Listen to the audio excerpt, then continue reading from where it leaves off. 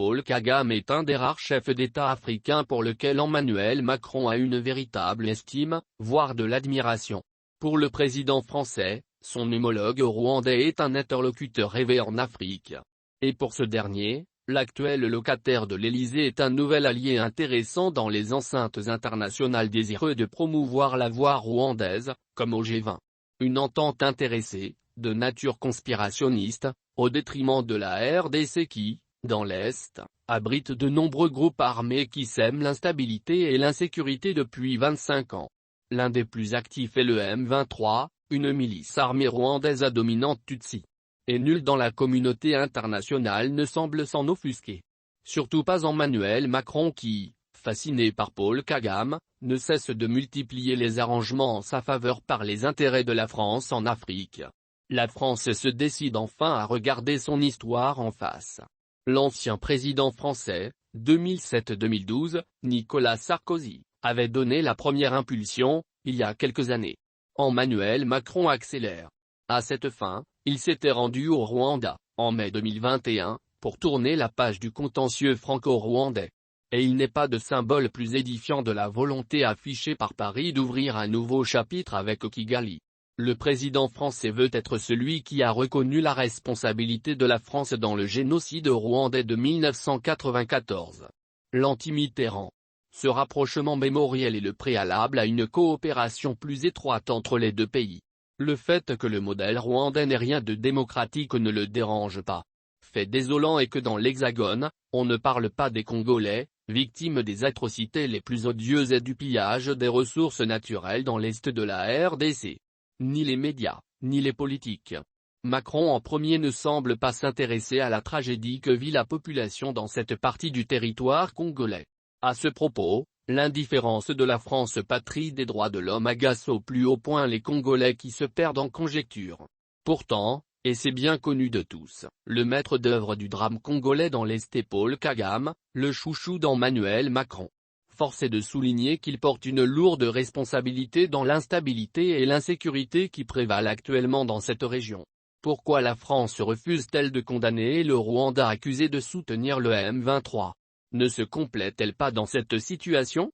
Pourquoi l'embargo sur les armes en RDC a-t-il été reconduit jusqu'au 1er juillet 2023, alors que le M23 qui opère dans la région dispose d'une armée moderne, avec des équipements lourds qui sont plus perfectionnés que ceux de la MONUSCO? Ces questions se posent avec d'autant plus d'acuité que l'on peut conclure, sans une once de doute, qu'il y a là un complot contre la RDC qui ne dit pas son nom. Aucun gouvernement d'État civilisé ne peut accepter les crimes et la barbarie qui sévissent dans l'est de la RDC depuis 25 ans. Ce n'est un secret pour personne, l'objectif inavoué du président rwandais, Paul Kagame, est la balkanisation de la RDC. Pour ce faire, il faut éliminer la population congolaise, raser les villages congolais et installer un peuple dominant, les Nilotiques. Un rêve séculaire de la minorité ethnique Tutsi.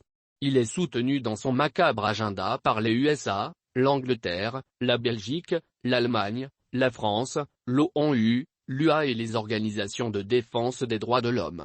Ces pays et ces organisations internationales sont au cœur du complot. Il faut voir dans l'adoubement de Paul Kagame par Emmanuel Macron une action politique française visant à promouvoir les intérêts de la France en Afrique. Car, le très cynique président du pays des 1000 collines est le bras armé que la France est en train d'utiliser pour l'exploitation des ressources naturelles dans l'est de la RDC. Au nom de la râle politique, il faut oublier que le régime de Paul Kagame est très autoritaire, atteinte au pluralisme, surveillance des opposants, arrestation de journalistes. L'heure est à la réconciliation, à un nouveau souffle. Exit donc les accusations portées à l'encontre de Paul Kagame pour son soutien au M23.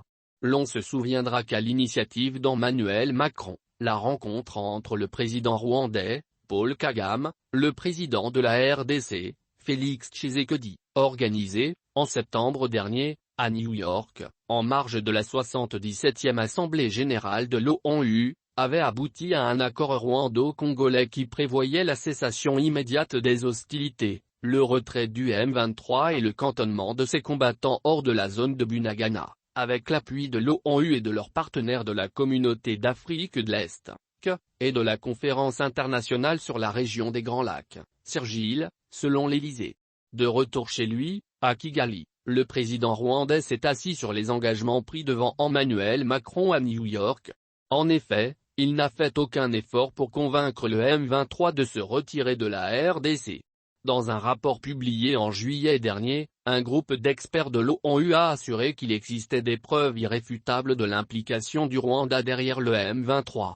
Les autorités congolaises, elles, vont plus loin en affirmant que le Rwanda continue de fournir du soutien logistique et de l'équipement à sa milice armée. Si Paul Kagame l'avait voulu, le M23 se serait immédiatement retiré de la RDC dès son retour de New York. Mais ce n'est pas tant l'attitude du président rwandais qui surprend que le silence total d'Emmanuel Macron et de la diplomatie française qui ont pourtant célébré la rencontre tripartite de New York.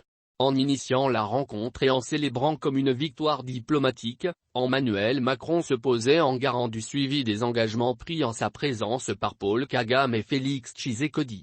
Le président français a finalement préféré ménager son homologue au Rwanda que d'assurer son rôle de garant de l'accord de New York. Ce qui ne surprend personne à Paris et ailleurs.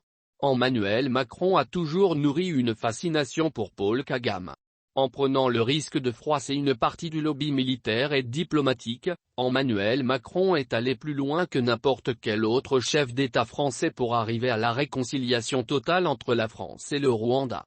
Paul Kagame aura tout obtenu d'Emmanuel Macron, le rapport du clerc qui souligne la responsabilité de la France dans le génocide de 1994 au Rwanda, le retour à Kigali de l'ambassadeur de France en juin 2021, un voyage au Rwanda, en mai 2021 et, avant tout cela, le secrétariat général de l'Organisation internationale de la francophonie OFF, en 2018. Intérêt, quand tu nous tiens. Le Rwanda devient le pays le plus influent du continent. Étonnant, non? Le contrôle et le pillage systématique des ressources naturelles de la RDC ont fait leur effet. La RDC s'éveillera. Les Congolais gardent espoir et ne sont pas des âmes sans volonté, il n'y a pas de quoi s'affoler. La fatalité triomphe dès que l'on croit en elle.